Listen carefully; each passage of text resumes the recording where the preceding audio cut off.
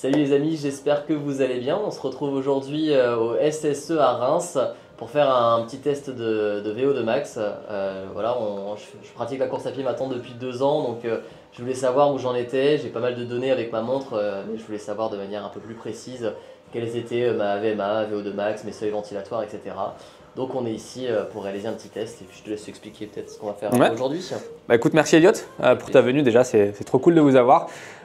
Aujourd'hui on va faire ce qu'on appelle un audit physiologique, donc en fait c'est un bilan complet et détaillé de votre condition physique en course à pied.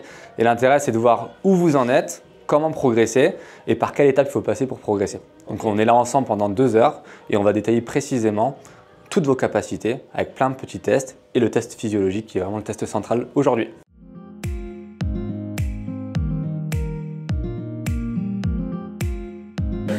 Allez, soit Elliot, soit Pauline, comme vous voulez.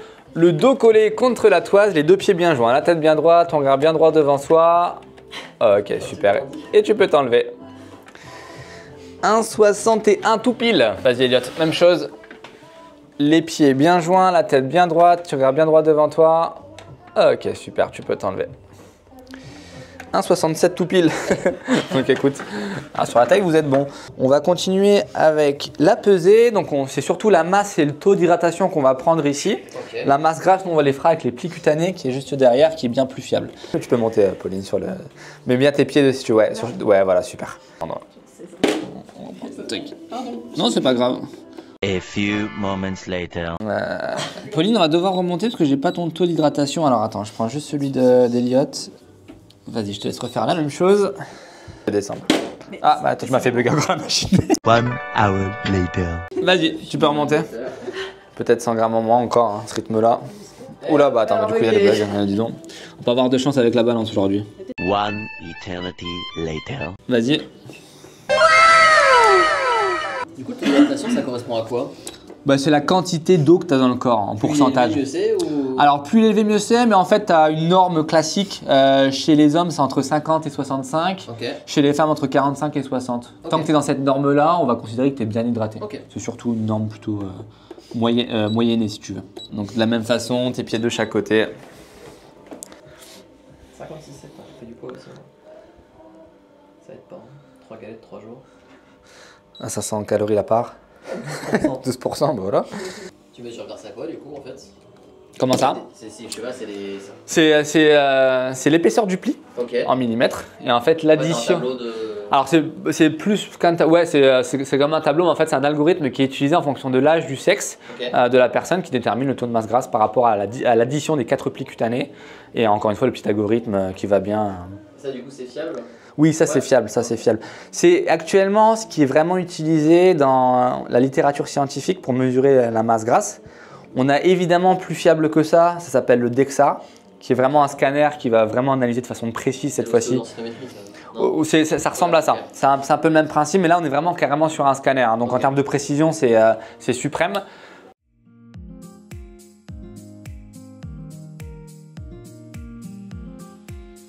Inspiration. Et au moment où tu souffles avec le bout de tes doigts, tu vas venir pousser sur la plateforme le plus loin possible tout en gardant les jambes tendues. Il ne faut pas que tu aies de tension au niveau des genoux. D'accord? Donc dès qu'il y a une tension et que tu as le genou qui va se lever un peu, le test est fini. Ah, regarde. Voilà. Ça va. Ça devrait aller. 18,8. Au top. 21,2.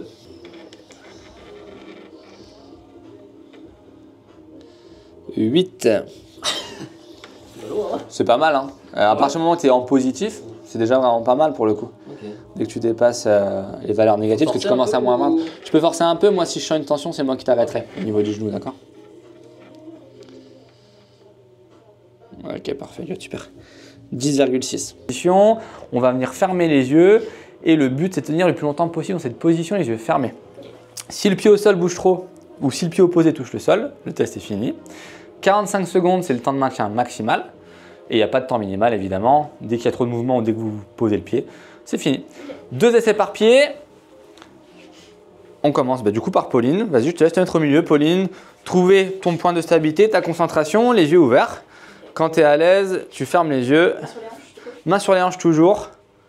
Et je reste comme ça. Et tu restes comme ça. Quand tu fermes les yeux, j'active mon chrono. Ok, 21-25. Essai jambes opposées. Donc l'autre pied, tu fais la même chose, tu prends ton temps et puis quand t'es bien, on y va.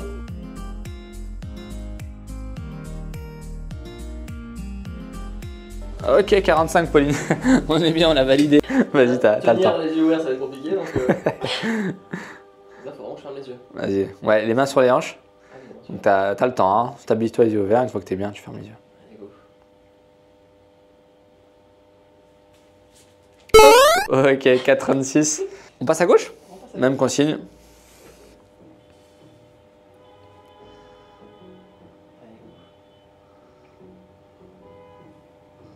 Hop, 3,66. Deuxième essai à droite. J'ai beaucoup de surface qui touche au sol avec mon pied.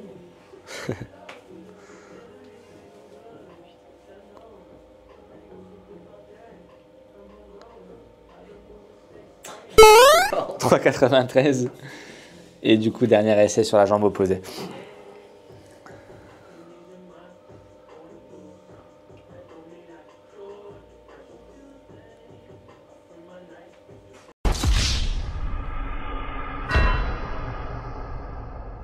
Au niveau du visage, l'intérêt du masque, il est seulement de pouvoir maintenir cet appareil-là, ce capteur-là qui va mesurer tous vos échanges gazeux.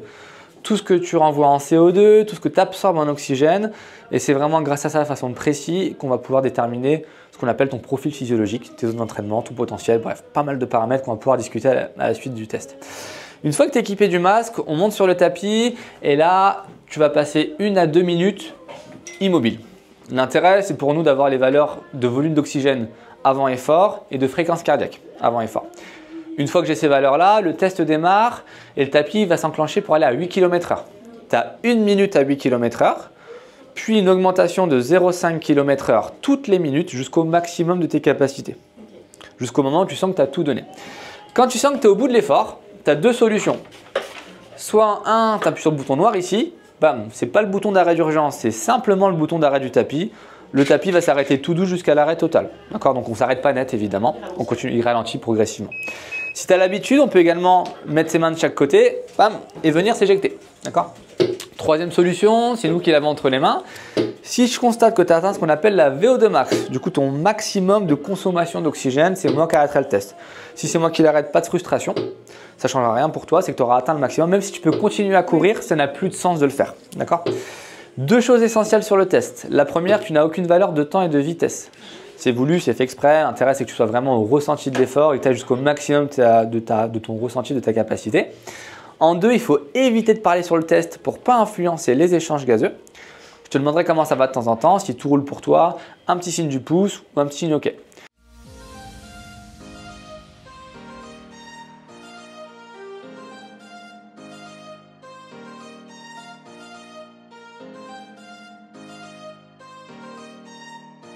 Voilà, à gauche, tu as la FC, donc c'est la fréquence cardiaque en direct, à 137 ici. Tu as ensuite la VO2 max, 1,62, c'est en litres par minute. La valeur d'à côté, c'est la VO2 max divisée par le poids du corps, en millilitres par minute par kilogramme. Suit ensuite la VCO2, donc ça c'est le volume de CO2 renvoyé par Pauline, en litres par minute également. Ensuite, on a la fréquence respiratoire en battements par minute. Un battement, c'est une expiration, une inspiration. Et tu as la ventilation en minutes. Donc ça, c'est le volume d'air global, pas d'oxygène, mais d'air global, en litres par minute également. Tu as la vitesse du tapis, en rouge, là, 10,5. Et tu as pour finir le quotient respiratoire, ou le RER, qui est en fait le ratio entre le CO2 et l'oxygène. Et donc ce ratio-là, il va évoluer au fur et à mesure de l'intensité. Plus c'est bas, plus on est sur une consommation de lipides, et plus ça va augmenter, se rapprocher de 1, plus on va consommer des glucides. Et au-delà de 1, on rentre dans une zone d'intensité importante, jusqu'à atteindre 1,05, 1,10 en fonction des profils, qui annonce la fin du test finalement.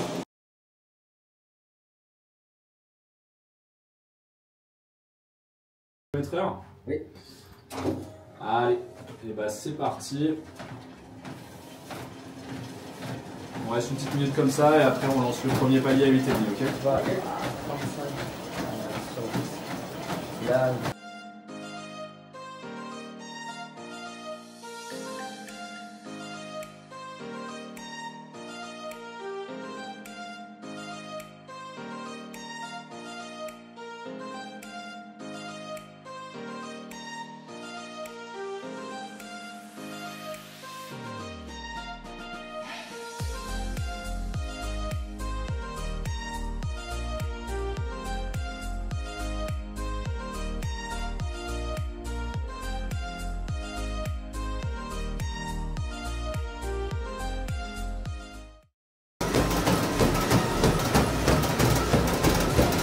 propre. Si t'es encore capable de faire des petits clins d'œil, c'est que ça va.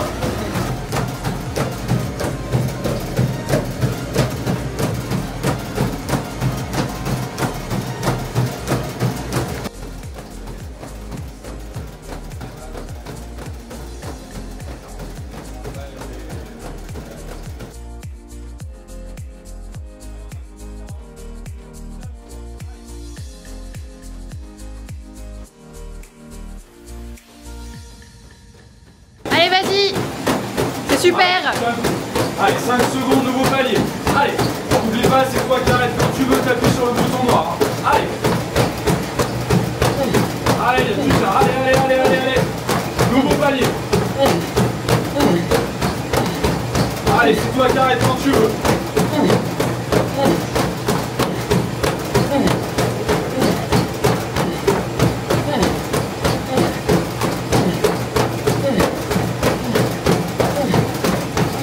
Allez, il y a plus à coup. Allez.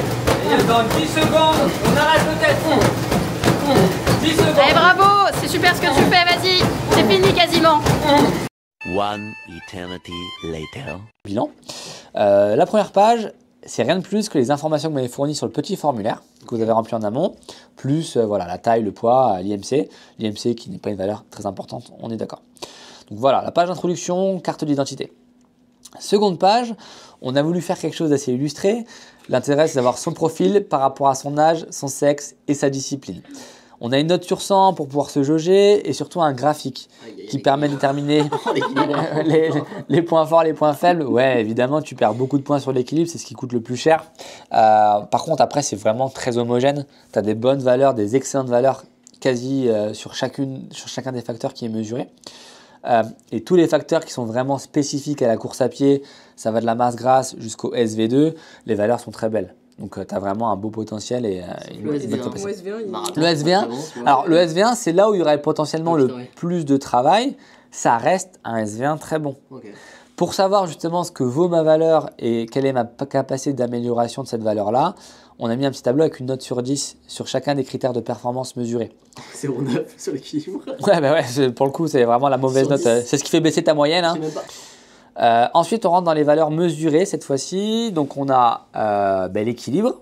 Je te l'apprends pas, Elliot. L'équilibre, c'est là où tu as eu la moins bonne note. C'est pas les tests les plus approfondis au niveau scientifique. Hein. C'est important de le dire. C'est vraiment des tests pour pouvoir avoir une vue globale du sportif qu'on va avoir en face de nous. Les fréquences maximales mesurées dans les deux cas. La VO2 max en litres par minute, moins représentatif. Celle qui est plus intéressante, c'est la VO2 max en millilitres par minute par kilogramme. Comme ça, quand même, je me permets de te couper. Regarde. Vas-y. Je te montre juste un truc. J'en profite. Hein. Sur Coros? Ouais. Vas-y, c'est intéressant de voir. Regarde. Oui, il nous faut une estimation. Ma VO2 max sur Coros est à 61. Magnifique. Eh. Très bon. Non, très bon. Mais honnêtement, Coros, leur logiciel d'analyse, il devient très performant. Il devient vraiment très performant. Donc là, on est sur une mesure directe. Donc clairement, ce qu'a estimé Coros correspond à ce qui a été mesuré en direct. VMA 20, VMA 17, d'excellentes VMA dans les deux cas. On a ensuite mesuré ce qu'on appelle le rendement. Rigolo, vous avez un rendement énergétique qui est quasi similaire. 0,91. Ah ouais. Et le rendement énergétique, c'est les kilocalories par kilomètre par kilogramme. Et ça permet de déterminer très concrètement votre consommation énergétique. On va pouvoir savoir le nombre de calories consommées. C'est élevé ou pas élevé? Non, là, c'est bas, c'est bien. Je vous explique après justement pour donner les normes. Et on a ensuite les seuils ventilatoires SV1, SV2 qui sont mesurés en vitesse, l'allure correspondant à la vitesse et les fréquences cardiaques associées à chaque fois aux deux allures. Sur le test évidemment, mais ça va vous permettre de déterminer, de calibrer en tout cas vos zones d'entraînement. SV2 allure 10K du coup. SV2 allure 10K, exactement. 3,20 tu dis oui. 3,20 sur 10K, 4,02 sur marathon. Tu dis oui, je pense sur ça aussi. Oui. Ouais. Pour être très clair, il y a trois facteurs, trois valeurs essentielles pour progresser en endurance, en course à pied plus spécifiquement. C'est la VO2 max, les seuils ventilatoires et le rendement énergétique. Plus ces trois facteurs sont développés, plus vous allez être fort et plus vous allez progresser. Je reviendrai après sur ces seuils ventilatoires, mais on va voir que c'est vraiment la partie la plus importante parce que ça permet de pouvoir calibrer ces séances d'intensité et connaître ces zones précisément. Okay. En 3, on a le rendement énergétique. Les meilleurs, 0,80. La moyenne, 1,05. Et les moins bons, ils sont à 1,20.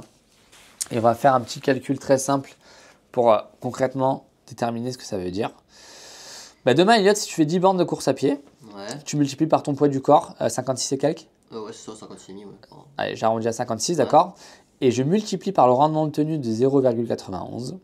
Tu vas consommer sur un 10 bornes 509 calories. Ok. Que tu le cours à 5 au kilo, à 4 au kilo, à 3,50 ou à 3, ça a une très faible différence. C'est juste que plus tu cours le... Voilà. Exactement, c'est ça. Si je prends la même valeur que toi, enfin que toi, mais on va dire avec un meilleur rendement, pas 0,80, mais on va dire un rendement parfait à 0,80. Pour la même distance, tu as fait une économie calorique de quasi 60 calories. Sur un marathon, ça fait une grosse différence. Exactement. C'est-à-dire que sur un 10 bornes, ça a une petite influence. Plus tu augmentes la distance, plus ça devient très important. Si tu peux économiser 2, 3, 400 calories sur un marathon, bah, c'est l'énergie que tu vas te servir soit pour continuer à courir à une intensité souhaitée, soit arriver dans de meilleures conditions en fait. Donc ce rendement-là, c'est un des facteurs de la performance en course à pied.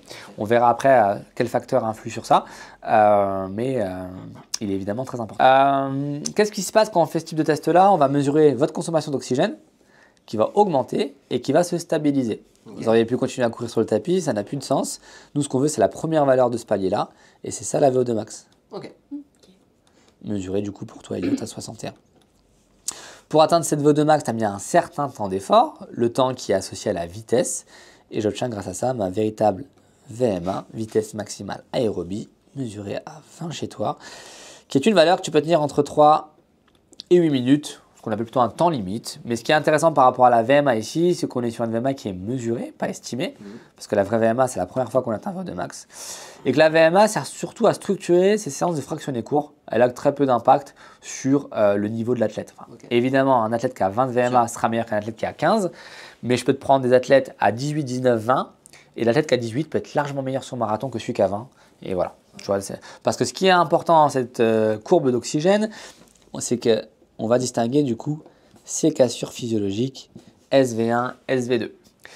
Donc je te disais, c'est les changements de la mécanique respiratoire qui nous indiquent que ton corps travaille différemment pour continuer à produire de l'énergie.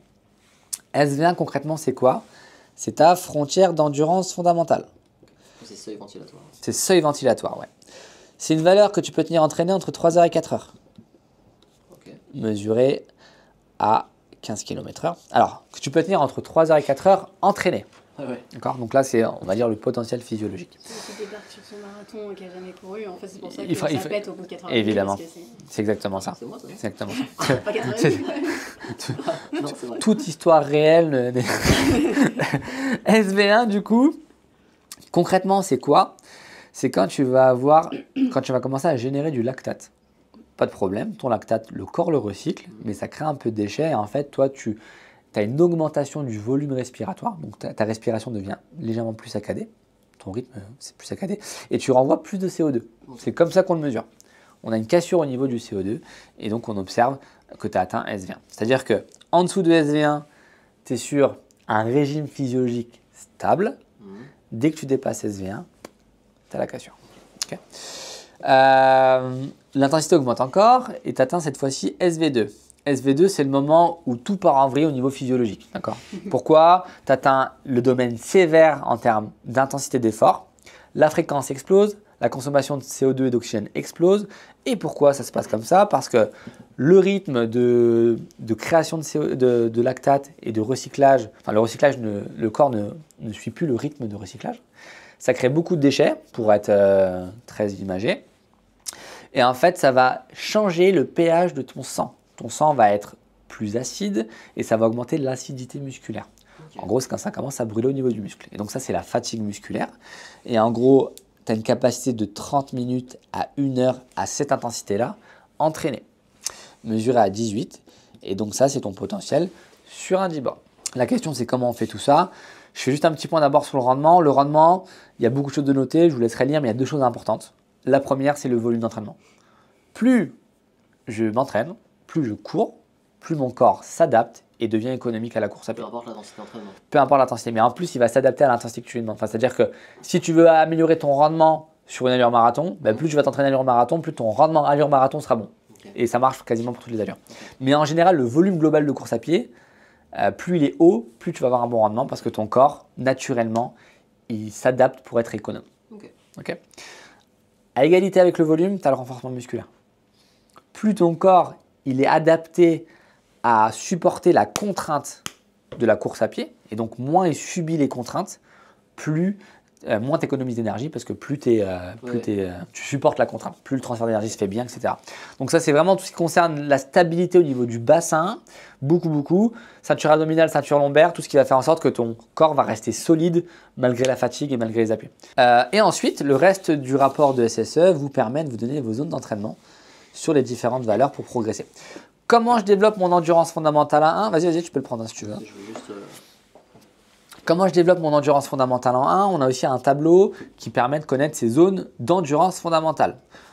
Tant qu'on est en dessous chez toi, Elliot, de 170 et toi, Pauline, 156, on est en endurance fondamentale. Donc là, tu as la fréquence cardiaque, ASV. Ok, d'accord. D'accord. Et donc, tant que tu es en dessous de ça, donc dans ce tableau de travail-là, tu es en endurance fondamentale. Ah ouais, Plus tu es loin de SV1, plus la séance, pour qu'elle soit qualitative, devrait être longue. C'est-à-dire que tu peux sans problème développer ton endurance fondamentale en marchant, mais il faut que tu marches 8 heures. Ouais. On rentre ensuite dans l'aspect développement du SV2. Le SV2 il est aussi important parce que c'est là qu'on va développer ce qu'on appelle sa capacité de tampon musculaire. Ta capacité à pouvoir emmagasiner beaucoup plus d'acidité et du coup à reculer la fatigue musculaire. Très important, en fait, aussi ça va permettre aussi un meilleur recyclage du lactate. Donc c'est vraiment une partie aussi essentielle de la progression. Et là, on est sur un effort qu'on dira plutôt de qualité plutôt que de la quantité, même si là c'est de la qualité évidemment. On prendra comme valeur absolue la vitesse. Et donc là, il faut imaginer que c'est une zone de transition. Donc là, tu as SV2, on prend un petit peu en dessous. Et cette zone-là, c'est ta zone de travail pour développer SV2. Ok. D'accord ? Le but, c'est pas d'essayer d'aller plus vite, c'est de cumuler plus de volume à cette intensité-là. Donc par exemple, pour toi, Elliot, on est à 3,20 du kilo. Donc tu vois, tu peux prendre 3,20, 3,30, 3,35. Ok. Cette zone-là, c'est ta zone de travail pour développer SV2. Et après, tu vas essayer d'augmenter l'intensité, le volume dans ces zones-là. Donc, c'est ce qu'on appelle des séances de fractionnés longs. Et ça peut être pour commencer 6 fois 2 minutes. Okay. Et après, ça va augmenter. 5 fois 3, 6 fois 3. Okay. Et le but, c'est d'augmenter le volume. Okay. Donc ça sert à rien de s'entraîner en deçà du coup de 3,20 au kilo. Non, c'est pas que ça sert à rien, c'est que sauf si tu sais pourquoi tu le fais, c'est moins intéressant. On a ensuite 2 tableaux qui sont les mêmes et qui permettent de travailler sur ce qu'on appelle le fractionné court. Donc développement VMA, développement VO2. Et pour le coup, voilà, ça c'est plutôt des 400. Pour qu'un 400 soit quali chez toi, par exemple, Elliot, on va essayer de le courir entre 95 et 100% de sa VMA. Ah, donc quand même plus rapide que 3,20 du coup. Bah oui, largement, oui. Là, tu es à 3,09, de 3,09 à 3. Donc c'est ton 400, il faut que tu le fasses en... Et donc de la même façon, ce qu'on cherche à faire, c'est pas d'aller plus vite sur ces efforts-là, c'est d'en répéter le maximum. Et donc, je sais pas, tu as prévu de faire 8 fois 400 justement. Au bout du 4e, ça craque. C'est pas la peine d'essayer de continuer en étant bien moins rapide. Il vaut mieux arrêter la séance et en faire 4 qualitatives. Et au fur et à mesure, on va essayer d'augmenter le temps passé dans la bonne zone. Ouais, okay. C'est encore une fois la quantité par rapport aux bonnes zones qui comptent. C'est reco de s'entraîner sur tapis? Ouais, moi j'aime bien. Ouais. Pareil, toujours chercher 1% demi-pente pour avoir cette même contrainte qu'à l'extérieur. Et moi j'aime bien parce que en termes de qualité de séance, tu réfléchis pas. Tu mets la bonne vitesse, tu cours, je sais pas, quand tu fais des fractions longs par exemple. Allez, je vais dire des 1000 mètres à 4 kg. Tu mets le tapis à 4 kg, tu cours 1000 mètres, tu récupères 1 minute 30 en passif, c'est pas grave si tu cours pas, et tu recommences. Et en fait, tu n'as même pas besoin de... Ce qui est intéressant, c'est que tu as une charge physiologique régulière. C'est pas comme à l'extérieur, en fonction de ce qui va se passer, en fonction de ça. Il n'y a pas de vent, il y a machin, tu régules. Tout l'extérieur. C'est ça. Et franchement, ça me donne un gros confort psychologique, je trouve. Moi, après moi, j'aime bien. C'est rigolo que tu dis ça parce que je lisais justement, j'ai plus son nom, mais un athlète norvégien qui est très très bon qui disait, moi, tout l'hiver, je fais mes séances sur tapis, Ingebrigtsen. Et il est sorti il y a 2 jours. Il en parlait. Et il disait qu'il faisait toutes ses séances sur tapis. Et c'est rigolo parce que je disais un peu les débats. Ouais, mais le tapis, c'est pas la même vitesse. Ouais. Et mécaniquement, ton pied ne fait pas de propulsion. Oui, c'est ça. Tu as un peu moins de contraintes mécaniques. Mais par rapport à l'effort voulu, franchement, en fait. Et est-ce que tu peux se blesser en passant, en faisant d'un coup une séance? Après, tu fais pas que. Non, tu passes pas radicalement. Non, mais si d'un coup tu veux faire une sortie longue sur tapis, non. faire une progression ou non? En fait, c'est juste une histoire de supporter mentalement la séance longue. Oui, tu voilà, vois. c'est ça. C'est surtout ça. totalement. Non mais voilà, non mais c'est dur de faire 1h30, 2 heures sur tapis, il faut avoir envie, tu vois. Mais d'un point de vue physiologique, intéressant. Il n'y a pas d'histoire. Ok. Il n'y a pas d'histoire. Ok. Ok. Pour continuer notre rapport, on met en avant ce qu'on appelle l'entraînement polarisé. C'est une méthode d'entraînement parmi toutes les méthodes qu'on peut imaginer. Mais c'est de se dire que pour que l'entraînement soit qualitatif, on va faire 80% de son volume à basse intensité et 20% à haute intensité. Le truc, c'est que pour pouvoir faire ça, il faut connaître du coup ce qu'est la basse intensité et la haute intensité, d'où la mesure des seuils. Donc tu vois, tu es à basse intensité pour toi, Eliud, jusqu'à 170. Et ensuite, tu dépasses les hautes intensités dès que tu dépasses 184. Ok. En gros, ce qu'on veut surtout montrer par là, c'est que les séances médium de footing un peu intenses n'ont très peu d'intérêt dans le développement physiologique. Tu vois, c'est encore les séances. C'est soit les séances de groupe où tu essaies de suivre à tout prix le premier sur une séance d'1 heure et tu vas te rassir, soit tout seul en te disant allez, je me mets un peu mal parce que j'ai besoin de sentir que la séance m'a fait travailler. Ouais. Ça, c'est en contradiction avec vraiment l'amélioration des perfs. Mais on fait tout ça au début quand on court. On se dit, allez, plus je cours vite, plus je vais progresser. C'est pas comme ça que le corps fonctionne. Au contraire, tu vas l'user, le fatiguer prématurément. Et à long terme, ça va induire tellement de fatigue centrale que tu vas finir par… en fait, ces autres séances vont en pâtir de ça. Et tu vas moins progresser. Et pour finir, une estimation des temps. Donc là, c'est simplement par rapport à vos valeurs sur le test VMA. On ne prend pas vos seuils. Ça se passe mal ou vous êtes mal préparé. Avec une préparation cohérente, le potentiel atteignable je dirais sous 6 à 12 mois, donc c'est assez large évidemment comme échelle, avec un entraînement qui soit régulier et cohérent. 32, 47 sur 10K, franchement 15, 47 sur 10K. Ah bah lui, que demain. Mais tu vois aujourd'hui 35, 18 en moyenne avec une VMA, avec un mec qui a un VMA de ton niveau, donc t'es pas très loin, hein. Tu joues à 40 secondes par rapport à ça. Attention, hein. Et 40 secondes, ça reste costaud. Hein, mais tu vois, nous, on est encore plus précis. C'est qu'aujourd'hui, physiologiquement, tu as une capacité à faire 33-20 sur 10 bornes. Ça ne veut pas dire que… quand je dis aujourd'hui. Ton moteur est équipé pour faire ça. Quoi. Avec une préparation tu es censé te rapprocher de cette valeur-là. Le but de ces notions-là, c'est pas de se dire aujourd'hui, je vais faire 33 sur 10, une 26 sur semi et 2 de 49 sur marathon. C'est de se dire, voilà, c'est quoi les objectifs que je peux réaliser. Voilà ce que je peux… Maintenant, qu'est-ce que je mets en place pour y arriver? Et si ça n'a pas fonctionné, l'intérêt c'est de faire un feedback. Ok, il m'a dit 33-20, je suis à 34-30. Qu'est-ce qui se passe? J'ai encore mal géré, j'ai pas fait assez de volume. Bref, il faut c'est là où c'est intéressant d'aller chercher les facteurs qui ont pu influencer ça. Ce qui est cool, c'est qu'on a quand même beaucoup de progression. Oui. C'est génial. Bah oui. 40 minutes, tu peux l'avoir. Là, vous allez, là, de toute façon, vous allez progresser de façon assez importante. Hein. Comment? J'ai l'impression de couteau. Sur les estimations qu'elle pouvait faire sur 10. J'avais dit 40 minutes. Ah oui, ça part, ça part en petit pic. Non, au contraire. Oui, non, mais c'est clair. Voilà pour ça, Pauline et Eliott. 100 km. Ouais, ça c'est plutôt théorique évidemment, mais oui, il y a même le 5 km. Tu peux dire à 100 km à 5 km. Avec une grosse préparation, ouais, c'est vrai. Voilà pour ça. Est-ce qu'il y a des questions? C'est trop bien. Ouais. C'est vrai, ça vous a plu? Ouais. Bon, bah écoute, trop cool. on est trop content parce qu'on a réussi notre taf, donc c'est top. C'est génial. Et on fait les c'est clair, c'est détaillé. Les allures théoriques sont c'est top. assez motivantes, encourageantes. Ah ben là, ouais, pour le coup, vous avez de quoi progresser, de prendre du plaisir en course à pied, donc c'est cool. C'est hyper précis. Voilà, je ne sais pas si vous avez d'autres questions par rapport à ça. Franchement, non. C'est hyper détaillé. Franchement, c'est super bien fait en plus, donc hyper clair. Là, ça a été, je te disais, c'est un peu notre plus-value, honnêtement, par rapport à plein d'autres centres, c'est qu'on est capable de sortir ce genre de rapport-là dans l'instantané quasi. On a beaucoup bossé dessus, donc je suis content que ça vous plaise et que vous puissiez travailler dessus. C'est trop cool. Mais par contre, pour le coup, on reviendra certainement avec plaisir. Juste pour voir l'évolution. Comparer les données, ça peut être… C'est cool de voir où t'en es. Début janvier, où en fait on commence l'année avec c'est ça. En plus, commencer l'année comme ça, c'est toujours cool. Ça permet de pouvoir… Bah écoute, il n'y a plus qu'à, comme on dit. Exactement, il n'y a plus qu'à. Ça, c'est un petit papier, vous pouvez le garder sans problème, ça vous fait un petit rappel. Il y a le glossaire aussi. Et je reste dispo, moi, de toute façon, sur Instagram. Si vous avez des questions, n'hésitez pas. Un petit vocal, et puis on échange. Carrément. Ok. Voilà. Merci beaucoup. Bon, bah les amis, vous avez pu voir mon rapport. Hein, je vous en Je vous mettrai quelques petits extraits pour que vous puissiez voir les données exactement.